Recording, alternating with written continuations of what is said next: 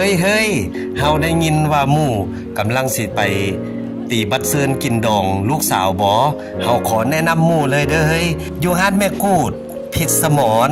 อยู่บ้านนาสะอาดเด้เฮ้ยเพิ่นจะมีตีซองบัตรเซินซองมัดแขนพร้อมนั้นเพิ่นยังมีเบียร์และเครื่องดื่มต่างๆให้งานได้เฮ้ยลองไปเบิ่งเด้อและนั้นเพิ่นยังบริการเครื่องเสียงดนตรีนักร้องนักรำอีกและเพิ่นยังพิเศษไปกว่านั้นห้านเพิ่นได้ยินข่าวว่าเพิ่นยังโหลดเพลงอีกได้เฮ้ยบ่เชื่อลองไปติดตามห้านเพิ่นอยู่นาซาเด้อเฮ้ยเด้อ ห้านพิษสมร